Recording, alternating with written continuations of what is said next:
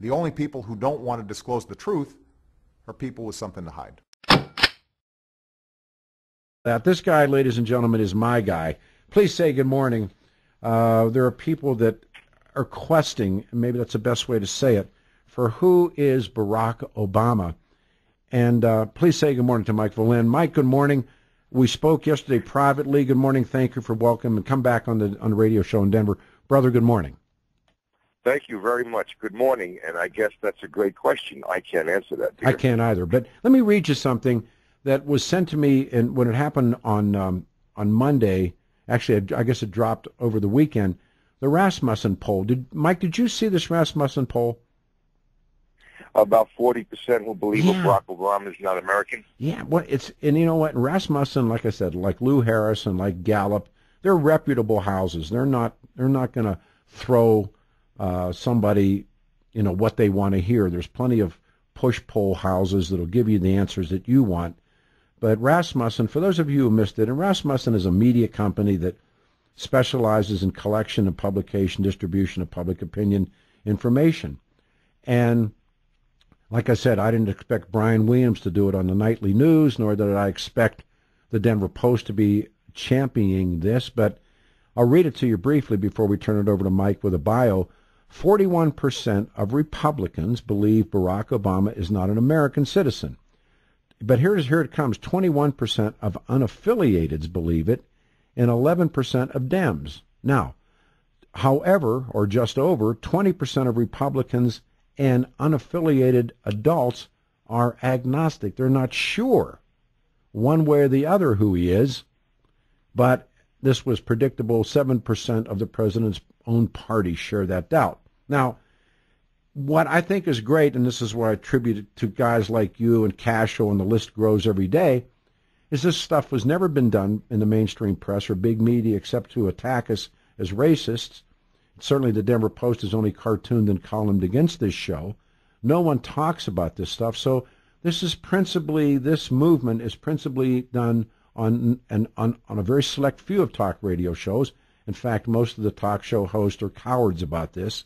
And number two, it works principally on the internet. So having said all of those things, would you do a quick bio of yourself so folks know who you are before you begin to speak? Sure. Great. My name is Mike Volin. The website is where'sobamasbirthcertificate.com. Back in 2008, when it became apparent that we had a Manchurian candidate, we just wanted information, Peter. We're not out to get anybody. We don't hate anybody. We simply ask questions, and there was a mad scramble by the Obama campaign to prop him up and hide his past. All we did was ask questions. There were freedom of information requests put out there. It was obvious that the mainstream media was bypassing everything about this man's past.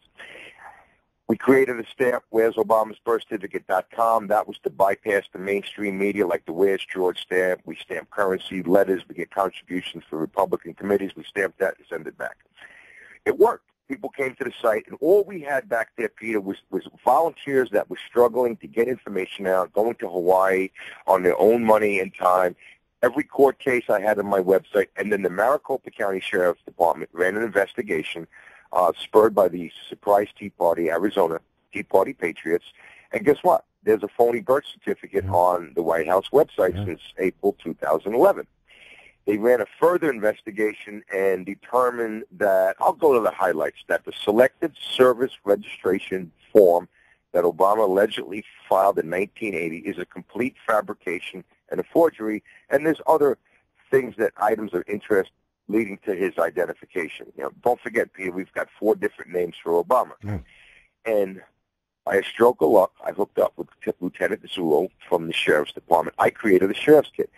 Everything that the sheriff has out there in investigation is available, and I know you have a Sheriff's Kit, is out there, and people can download it.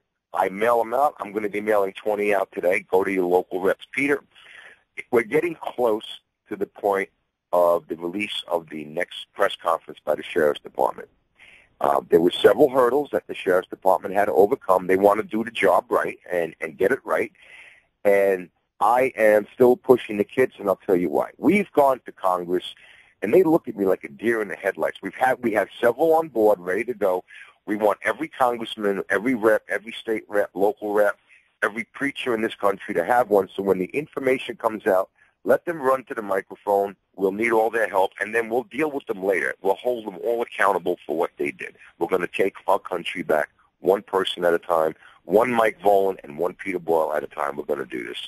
Let me ask you something. And earlier in the week, we had Dr. Lawrence Sellin on, who is hitting the home runs on this as well, and all these different guys that I have respect for, yourself included. Here's my hypothetical question. So as Grace Slick from the Jefferson Airplane once sang, when the truth is found to be lies, what happens? And right now, you know, this guy's approval rating is down in Nixon territory. And I don't expect the networks or the big newspapers, or for that matter, or the big radio shows to do this. But this is, Shakespeare says, it will out. What happens when the truth is found? What do you think, what's going to be the fallout? It's funny you should say that. I've had Larry on my show. Actually, I called yesterday to invite you on my show last night. We had a really good show. I couldn't do it. Yeah, I couldn't do it. I should have. Yeah, I'm sorry. I'll nail you down one day, Peter. All right, I promise. Last night, I mentioned that what we're doing here, you know, it's going to sound funny. I said this is the easy part. When this whole thing crumbles, when people start running out the White House door like rats running for a sewer for cover, that's going to be the problem. Where do we start, Peter? How do we start getting the country back together? It's a group of us that have done this over years, focused on getting the truth out. It's the number of congressmen that we have on board that are willing to say, this is not right, I'm standing up. That's going to be the big problem. It's going to take years to get this country back, to show who is corrupt, who is involved in this. It's going to be a mess. But, you know, Peter, we're going to stand strong, and we're going to stand tall, and we're not going to stop. And my job is not going to stop when this information comes out. One of the, like I said, one of the great things that have happened through all of this is this Rasmussen poll. And again, Rasmussen's a legit guy. This is above boards. And these numbers are significant. And the most significant, I think, of all the variables in the model is the unaffiliated who are agnostic. In other words, they don't know what to believe. And it isn't a question of, you know, is George Bush this or is Ronald Reagan that? I mean, those are pieces of knowledge. Belief and knowledge are really separate things. We've been over it so many times, but it's amazing. You can understand 41% of Republicans. Okay, they don't like the guy. That's fine. You can explain that away. But unaffiliated voters, 21% of unaffiliated voters are agnostic about whether or not the guy is who he says he is. Mike, that's big. It's huge. I'd like to answer that, Peter. Surely. It's probably higher than that. We know that we're up against mainstream media. We're up against big money, people that control what we hear and what we're told to be the truth every day. And that's where the problem comes in. But however, it's Peter Boyles, it's Mike Volan, it's Amanda Kirshner, it's all of us fighting this every single day, every single minute. My day is concentrated on this every single day with my volunteers. And that's why we actually have made a dent in this, and we're not going to stop. I agree. But think about it. Chris Matthews, you remember, I sent you that Universe Academy video. Look at Chris Matthews at the beginning. Said Obama was born in Indonesia, and then all of a sudden he turned around, and all of a sudden, Obama's the greatest thing under the sun. Sure. Bill O'Reilly, I saw the truth. That's a lie. George Stephanopoulos covers down again and again and again. His editor and publisher, who now claims she wrote the autobiography that said I was born in Kenya. I mean, I thought to myself, well, I don't know how many nations there are in the world. If I was going to pick one out of the hat, I don't think it would have been Kenya. These are stories that have been told and covered up. And I was saying to someone early this morning, we were talking about, his belief systems, which we don't know. We don't know who he said he was. We don't know who he claimed to be. We don't know any of those things. But if we were to see what historians call your bona fides, if we were to see those things, then maybe we could see where he has proclaimed himself to be a Muslim, to be a Kenyan, to be an Indonesian, to be a God knows what. And he talked about he had to pay back his student loans. I throw the BS flag at that.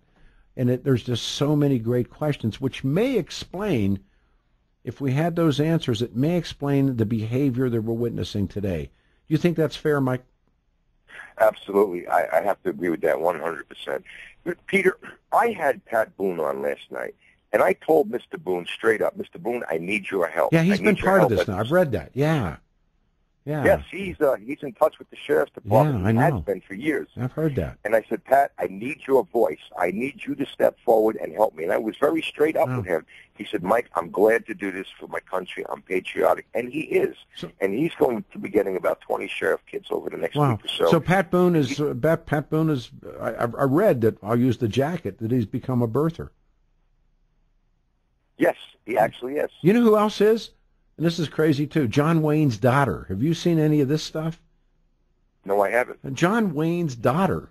I mean, you talk about, out of left field someplace, but, and I realize, it's second level stuff, but when the book is written or when you and I are sitting in a room together, there's an interesting congressman, and he's not a Colorado person, who I met who told me, oh, yeah, we all know. In other words, he said, yeah, everybody in the House knows that this guy's not straight. And I'm looking at the guy like, then why don't you do something about it? I was happy to hear him say it and angry that he would say it and not do anything about it. But I'm sure you've had those conversations yourself.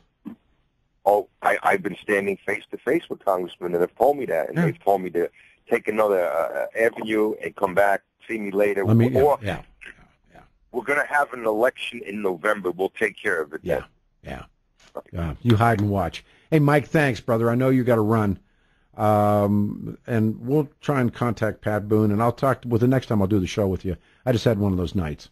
Okay? I'll send Casey Pat Boone's contact info. Thank you, bro. He's got it, man. Thank you. So, Mike Volin. All right, everybody. The only people who don't want to disclose the truth are people with something to hide.